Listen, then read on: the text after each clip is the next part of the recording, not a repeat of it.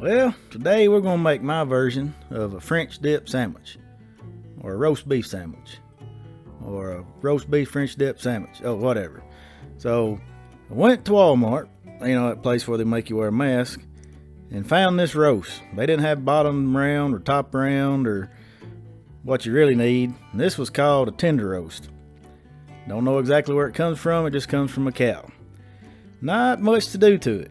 Let's just get this silver skin off. And it's pretty simple. Just get under it and act like you're skinning a rabbit. Once you get that off, you're pretty much done. Except, let's tie it up. You don't have to tie it up. I'm tying it up because I thought it'd make me look fancy.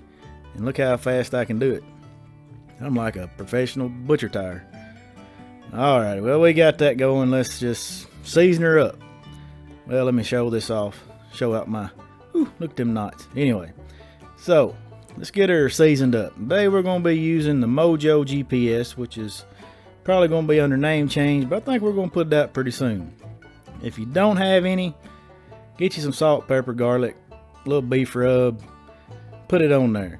Now you might want to coat it with a little oil so it'll stick. If not, just flip it and rub it and pat it down until it makes a baby. Then that's it. It's ready to go on the smoker. First, we got to make up the dip part of the French dip. We're going to start out with a box of beef broth, a box of these little baby bellas, shot glass of garlic, shot glass of Worcestershire, and probably that's about 3/4 of sweet onion. Just put her all in a half pan. Let them mushrooms soak up that Worcestershire. Anyway, pour it on there, cover it up, and all we got to do now is get it on the grill. Crap, I forgot to light the grill. So let's light the grill. We're going to set this cook up for a hot side and a not so hot side. So get your charcoal going. I like Fogo lump. Just what I like. Once it gets a little, well, let's say baseball size little glow, just stick the lid on, leave your vents wide open until this little dial right here says 225. Alrighty, when it says 225, like it is here, let's twist her back around. Let's shut these vents down to run this cook at 250 degrees. Sounds easy enough. Remember from the last video, metal needs lubricating, so we lubricate it. Get in a few hickory chips, because I don't have any chunks. And put that jus right over top of the flames. Place the meat on the not so hot side. And that's it.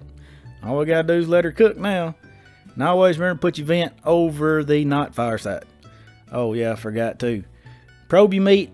Let's cook it to 129 degrees in the thickest part of the roast. And I guess we'll come back at an hour. Let's just see what it looks like. Meat's looking pretty good. And that jus looking fine itself. Let's give it a little stir. I think we can cover it back up. Just let it run a little longer. Ooh, fire, fire. Don't burn your fingers, boy. Alrighty. Get the lid back on. I think we run it about another 21 minutes. So an hour and 21 minutes. We're setting at 129. All we got to do now, get the probes out. Let's tin them. Let's let it rest for, let's say 15 to 30 minutes. However long you can wait. Just let that cool, that meat cool down a little. Make it easier for slicing. Yeah, alright, he got it off now. So while it's resting, I'm going to take the lid off this here jus and just let her simmer a little bit. Alrighty, it's kind of like a steak contest. Ooh, I got to give it a snort test. Ah, it smells good. Alright, get your string off. And there you have it. I just want to show off how pretty it is. Now it's time for slicing. Turn around here where they can see it. There you go. So you want to get this as thin as possible. I'm not a good slicer, so we'll get it pretty thin. Like Malcolm Reed says, I gotta try a bite of this. just look how good it looks. Well, right here, I could pretty much stop the video and be happy. This is one fine tasting piece of meat. But I'm gonna slice her up like a slicer and eat a little more. And this right here is what you're looking for when it comes to color. Best way to cook meat. Let me just show you one more time. When you cook cow, this is what cow's supposed to look like. Alright, now let's add some more flavor to the cow. Let's get the jus. Oh, snort test. It smells so good in here. So, get that meat. Let's just throw her in there. We're going to let it soak for, I believe, 8 minutes. Because that's how long it took me to... Oh, I forgot. Get that cow juice back in there. That's not blood. That's flavor.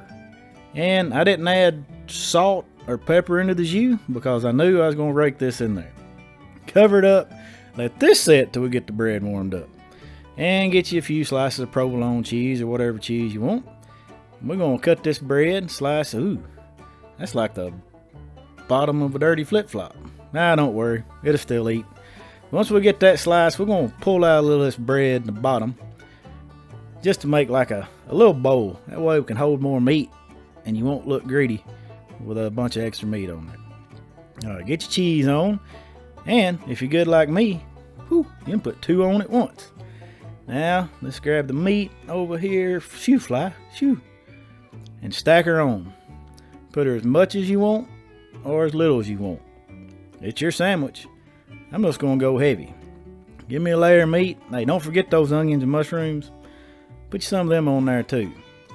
Another layer of cheese. Just so we can have a little cheese enclosed meat.